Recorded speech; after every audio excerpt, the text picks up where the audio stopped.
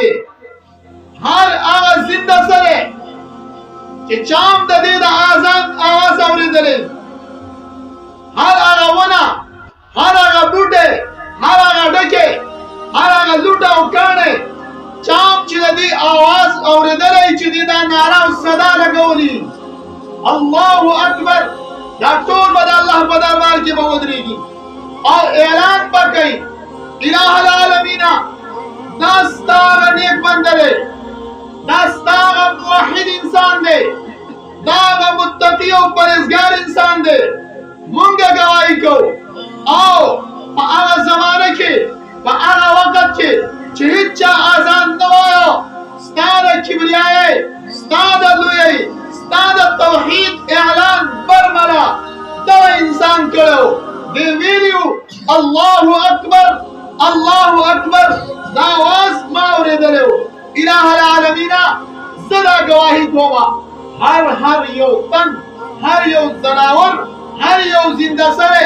هر هغه څوک چې چا دا आवाज اوریدل دا ټول راشد الله په دربار کې به ولاړی او دغه نیک انسان دغه مؤذن د بار اعلان کوي شهادت باور کوي گواہی باور کوي د دې د عقیدې د توحید دیو جن یو روایت کې راځي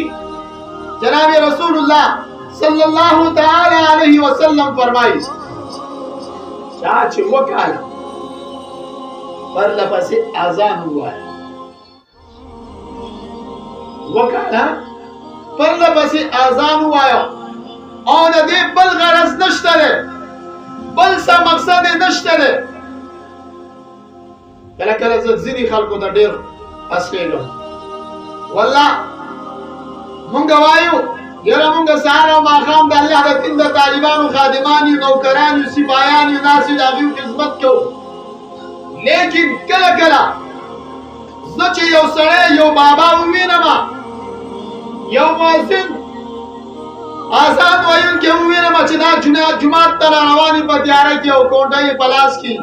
دا یو څومره بختور انسان دی څومره نیک انسان دی روان دی د الله د وحدانیت اعلان کوي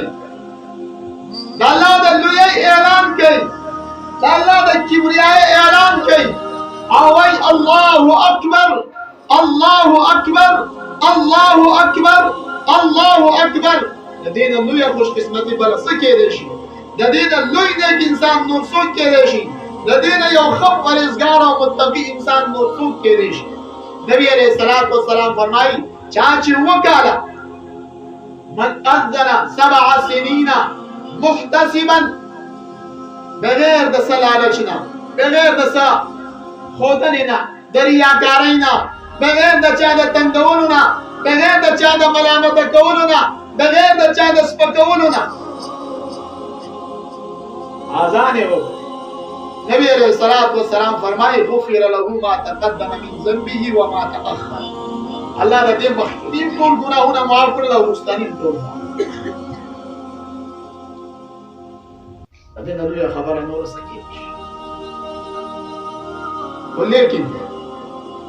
شرط ورلسه ده اذان ویخو چې جمعه کې بیا خلک هم تنګي اذان وکړي ورسته به بیا خبرې کوي چې ډوره د جمعه خدمت کوم زه د جمعه صفایي کوم او زه د جمعه اذان وایم زه د جمعه بجلی او بلب بندوم او دا خلک داسې چې اکثر شیطان خلک دوکه کوي په دې ډېر زیات نقصان راشي دیو جنا حدیث کې راځي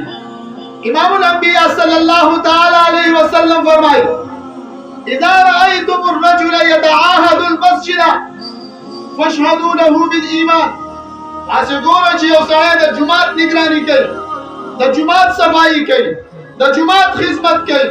د جمعه د دروازو د جمعه د بجلی د جمعه د پکی د جمعه الله د کور خادم ځان ګڼي